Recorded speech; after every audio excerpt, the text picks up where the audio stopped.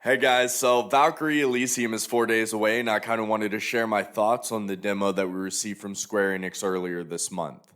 Now, the Valkyrie series is a relatively obscure RPG dating back to 1999, and while I personally never had the chance to play it myself, the IP has been notable for its Norse mythology elements and inventive gameplay for its time, and it's resulted in sort of a cult following as these types of games tend to. Now, I'm going to dumb this down a little and probably butcher it, but in Norse mythology, a Valkyrie, which means chooser of the slain, is one of many female figures who guide warriors to death, choosing whether they go to either Odin's Valhalla or Freyr's Volvangar.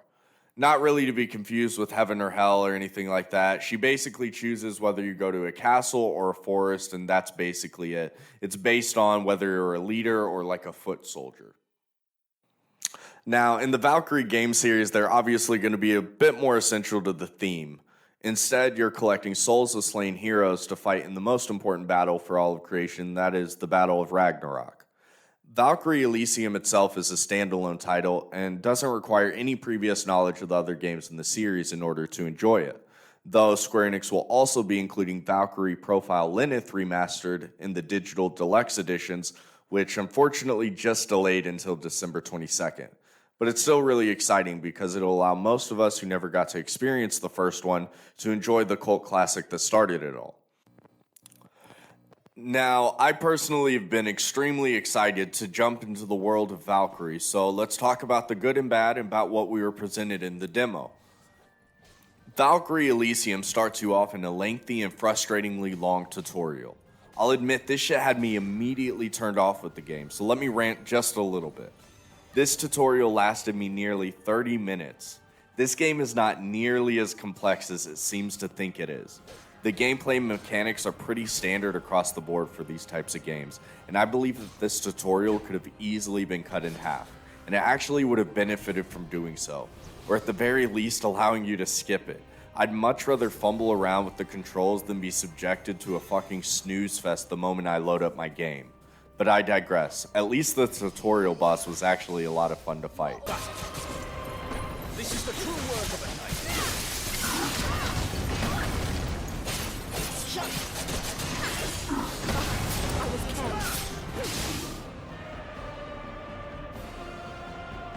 I'll take them on. This should be simple enough. So let's talk about the aesthetic. Now, immediately from the beginning of the game, there's a unique vibe that you'll notice. All of the colors are extremely muted, giving off a melancholic vibe, kind of setting the precedence for the feeling you can probably expect throughout the game to accompany the main themes. I'm hoping by going with this design choice that they'll play on this and have bursts of color throughout to play on emotional themes and provide an impactful experience for the player. Alternatively, though, if they keep this color scheme throughout, I could quickly see it becoming uninteresting and boring. Next, let's talk about the gameplay. Now, in the tutorial, you actually have access to some abilities that you don't start the actual game with, and that's mainly your summons. In the tutorial, you only have access to 2 summons, and they basically play as your elemental attacks, which most enemies have weaknesses to, so there will probably be a lot of alternating between them during fights. Nothing about the gameplay is much different than any of the recent JRPGs that have been released. Because there is seemingly no party system, such as what's presented in, for example, Tales of Arise, in order to keep the pace of combat steady, you're equipped with a grappling hook that allows you to traverse around the battlefield in a timely fashion, which is much appreciated. The combat seems like it'll be stylistic, and the particle effects are pretty cool and make combat fun to look at. My biggest complaint is the stiffness of it all. I recently platinumed Tales of Arise, and I'm going to use it a lot to draw comparisons from. That game was a masterclass of combat for the genre. It was responsive and fast-paced, and though Valkyrie Elysium is coming out exactly a year after that game, it ultimately feels like a step down.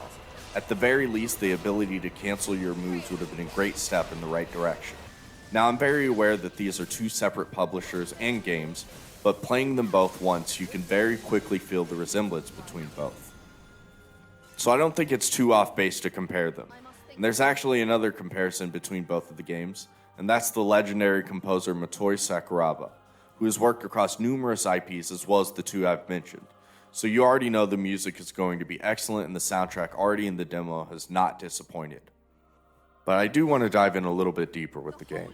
So far, my biggest worry about it is the characters. I think most JRPG enthusiasts would agree that the main draw of these style of games are the characters and their development. While for anime lovers like myself, in my experience, the story is usually the driving force for me to trudge through 100 plus hours of sometimes extremely repetitive gameplay loops. And this is why it has me worried.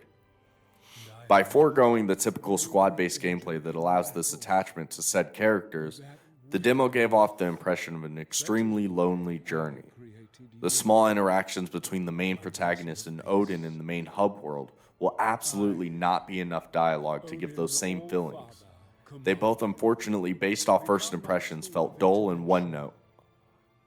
So I'm praying that somehow they thread in meaningful relationships throughout the main story, whether it be through bosses or NPCs, that you actually genuinely care about. Either way, this game is a day one purchase for me, but I'd love to hear what your thoughts are on the demo.